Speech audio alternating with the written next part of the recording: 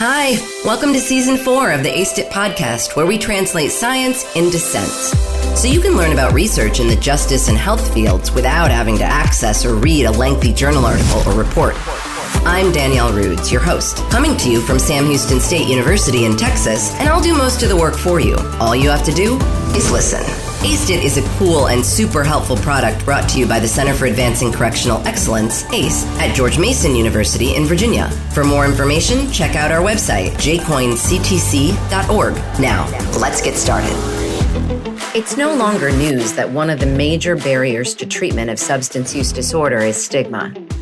The fear of being ostracized, the shame of being labeled an addict, and the spiraling low self-esteem that accompanies addiction are all internalized within a person living with substance use disorder. This multi-headed monster is called self-stigma. Like any problem we are faced with in life, it can better be addressed only when it is well understood. To create an assessment tool that can effectively detect and measure the presence of self-stigma in persons living with substance use disorder forces us to carefully and specifically define what self-stigma is. In 2013, Dr. Jason Luoma and colleagues did just that when they developed the Substance Abuse Self-Stigma Scale, or SASSS, and tested it to see how well it measured self-stigma. The SASSS is a 40-item questionnaire for assessing self-stigma in substance use disorder patients. The research team found that there were really 4 aspects of self-stigma that needed to be measured.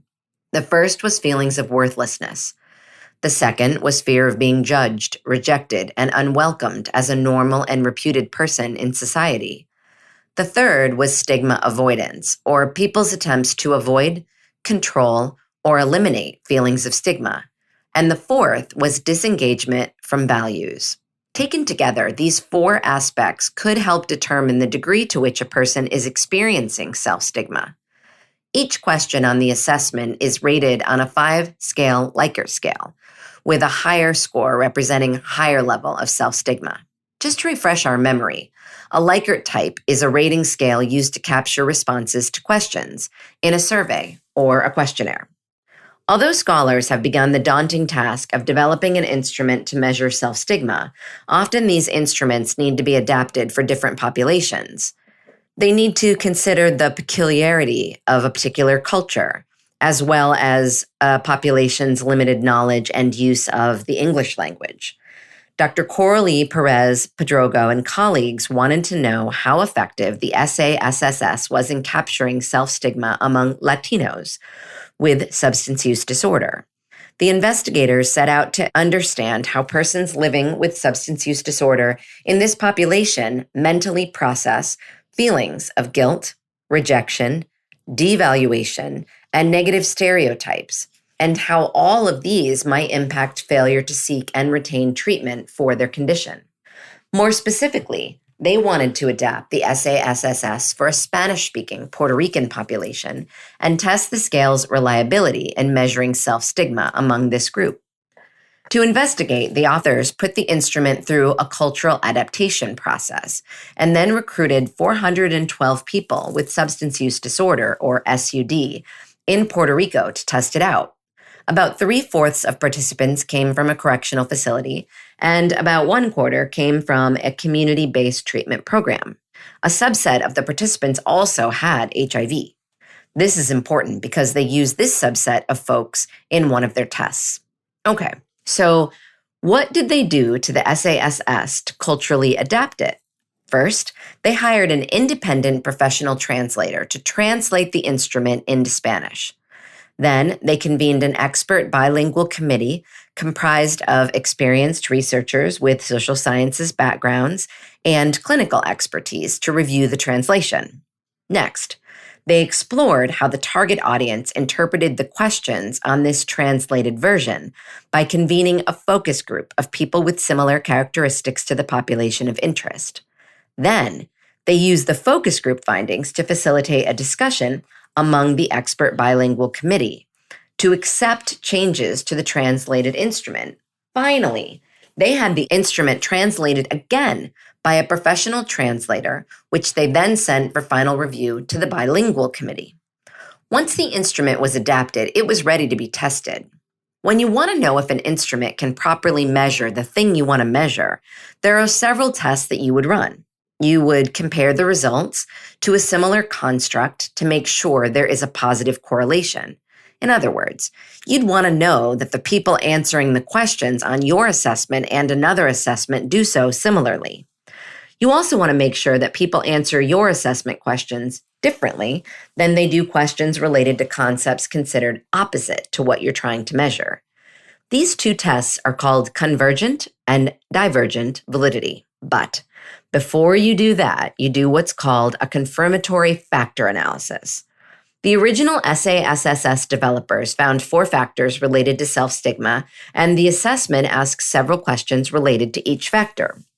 But would those same 4 constructs, feelings of worthlessness, fears of being judged, active attempts to avoid stigma, and disengagement with values, emerge in this Puerto Rican Spanish-speaking population? Well, who knows? You have to investigate it. The scientists looked at the replies from this Spanish-speaking population in Puerto Rico using the newly adapted version. Using several statistical tests that basically see which of the questions, quote unquote, hang together, and which sort of don't do much to improve any of the measurements, the team found the same 4 constructs and were able to eliminate several questions. To measure convergent validity, Dr. Perez-Pedrago correlated the SASSS scores with questions about HIV stigma, internalized shame, stigma-related interpersonal rejection due to substance abuse, symptoms of depression, and substance use within the last 30 days. To measure divergent validity, the team correlated SASSS scores with self-esteem, self-efficacy, and psychological flexibility, which measures an individual's ability to cope with, accept, and adjust to difficult situations. Just as the researchers thought, participant scores on the SASSS correlated positively to HIV-related stigma, internalized shame, interpersonal rejection arising from the stigma of substance abuse, depression symptoms, and the use of substance within the last 30 days. SASSS scores decreased with higher scores on psychological flexibility, self-esteem, and self-efficacy. What this means is that as a person's score on the SASSS increased, their ability to remain committed to SUD treatments and stay in recovery fell. And the less self-stigma a person felt, the greater their belief in themselves and the higher their self-esteem. In all, the authors found the SASSS a reliable instrument to measure self-stigma in a Latino population with SUD. The big takeaway is that it can be used to evaluate the success of substance use disorder treatment and interventions, and clinicians can use it to better understand their patients and help inform a treatment plan. Self-stigma is strongly related to depression, psychosocial stress symptoms, and lower levels of empowerment and quality of life. All of this, in turn, impacts how much a person engages in treatment and how long they stay in treatment. A clinician working with an individual might assess their self-stigma to help determine other interventions they could benefit from. For example, perhaps a person receiving buprenorphine might benefit from acceptance and commitment therapy. For our part, having understood the adverse effects of self-stigma in the successful treatment of persons living with SUD, we should enhance the success of this treatment by adopting favorable attitudes towards persons with SUD. We must strive to eliminate negative stereotypes of persons with SUD as unresponsible, reckless, and dangerous people in the society. We must come to understand addiction as a chronic disease for which individuals need treatment to enhance their quality of life. Like all social problems, it is both an individual and community issue, and we all have our very important roles to play.